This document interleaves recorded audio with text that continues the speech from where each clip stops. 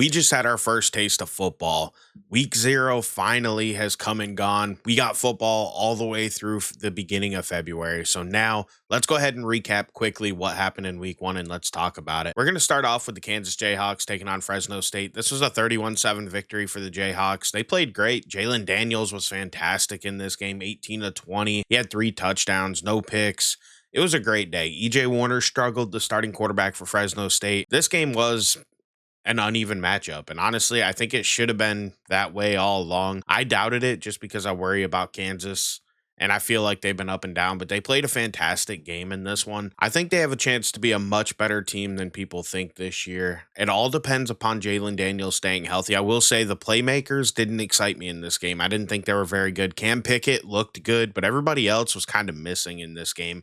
I still like Emmanuel Henderson. I think he could be a good player. He's a transfer from Alabama. He didn't show much in this one. Daniel Hysaw was good, but not great on the ground. He had 69 yards. He did average 5.3 yards a carry, but LaShawn Williams had 9.5 yards a carry and a touchdown. I think this offense is probably going to be a little bit more ground and pound, and we'll have to see how it ends up working out for him. UNLV Idaho State was a lot closer than people anticipated, myself included.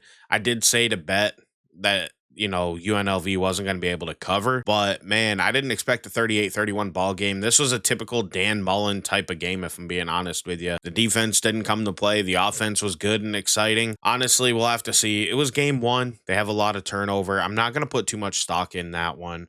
I didn't really pick Western Kentucky, Sam Houston State. Western Kentucky dominated it. I'm not surprised. I figured they would win the game, but I'll fully admit I didn't know a whole lot about that one. Now, an interesting game to finish off tonight was Stanford, Hawaii. It was a fantastic game to watch. Came down to the wire. Hawaii's starting quarterback, Micah Aladejo, was incredible down the stretch. The dude had one leg.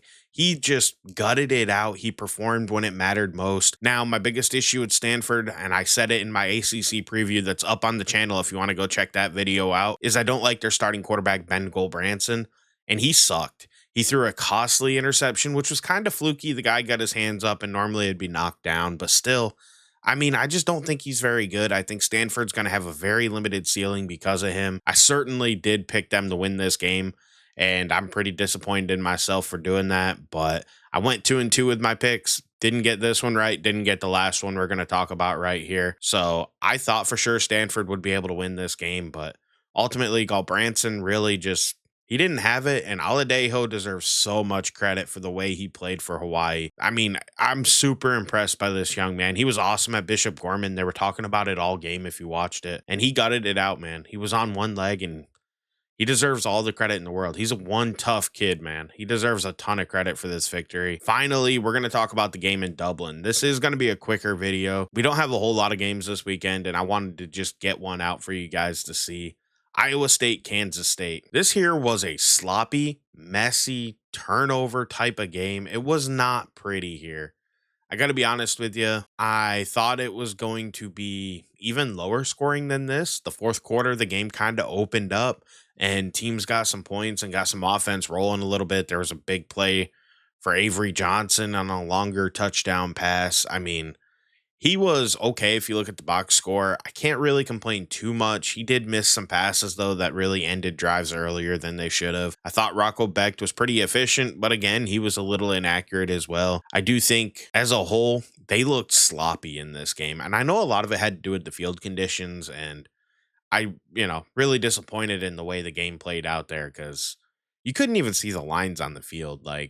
I expected better conditions than that. And I do think that that definitely played a factor in the way this game ended up and how it ended up going. Not to give anybody excuses, but I do think it led to the turnover issues and the muff fumble by Edwards there on the punt. And him getting taken out of the game with an injury after that play ended up being crazy, huge in my opinion, deciding the outcome of the game. Even though Joe Jackson was pretty good in his limited carries, he just wasn't as explosive as I think Edwards would have been had he been out there. But I got to give a ton of credit to Iowa State. Carson Hansen down the stretch was just lightning in a bottle, man. He was able to do everything they needed, catching, running. He just came together late. Sama early didn't play that great, in my opinion. He got a lot of carries, but it was a bunch of short ones. Wasn't super impressed with him. Through the air, Iowa State was pretty bottled up, and they were able to hit the big one when they needed it, and they were able to get the timely conversions. Like, it just everything worked out well for him. Got to give a lot of credit to Duran Bradley.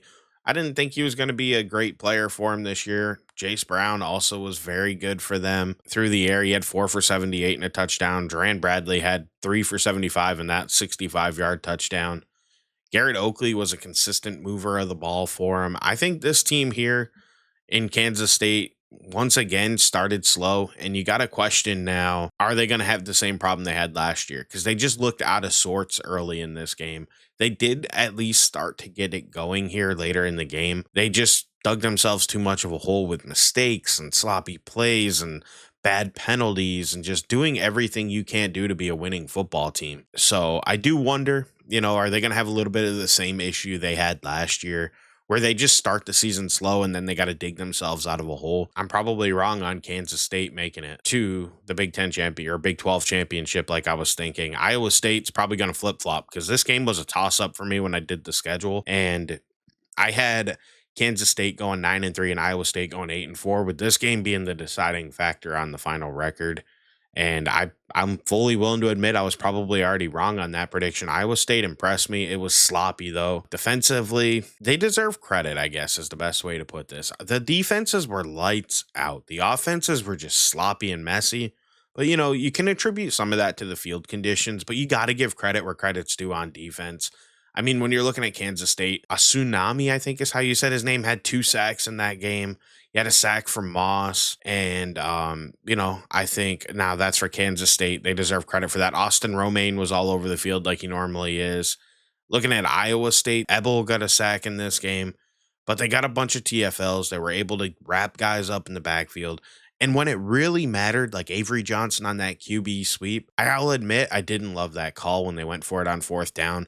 I will say, though, one of my issues with Avery Johnson, and it's something I seen on tape, and it showed up again here. I don't know if the issue was with the puller or if it was with Kansas or Avery Johnson. And to me, I think it's Avery Johnson. I don't think he's good at tempoing his runs and following his blockers. I think he gets a little too fast and gets out front, and that's what happened there. If you look, he ran into that tackle, and his guard was in his back hip pocket. So it's either the guard didn't pull around quick enough to make that block, or Avery Johnson didn't tempo his route or his rush well, and he ended up getting out ahead of his blocker in that situation. If he'd slowed it down, he might have been able to cut inside off of his blocker and get there, or just let the play develop and find the hole that's available. I feel like he's not good at tempoing his runs. And for all the positive signs he showed in this game, that's just something that reoccurred along with the spraying of the football sometimes. Overall, his completion percentage was good, but he just sprayed the ball a lot in this game, and I think he missed guys that were open. I like Jontez Williams in this game. I thought he played well. The corner for Iowa State. Dominique Orange was good, but he didn't make as big of an impact, on the stat sheet. He's not going to be that guy, the big nose tackle for him, known as Big Citrus. He's somebody that I was put onto by watching NFL Stock Exchange talk about defensive linemen, and I've just recently started watching Iowa State's defense because I want to check him out again. And actually watching his tape to try to put a grade on him for summer. Even though summer's over, I still want to watch him and get an idea how I feel about him, because I honestly didn't really know much about him. I did research and he came up, but he looks like a pretty good player. He's a good nose tackle, just not going to be a stat stuffer for him. I think overall this game, it was a coin flip, and Iowa State just made less mistakes and they were timely with their stops. And I think Kansas State's shortcomings last year showed up again this year. So I was probably wrong in my prediction there. I did predict Kansas State would win the game. And like I said, I definitely am a little worried that Kansas State's going to be similar to the team they were last year. Iowa State, meanwhile, they deserve all the credit in the world. Rocco Becht was efficient in this game. He struggled with some sprays. They didn't really run the ball as well as I hoped they would.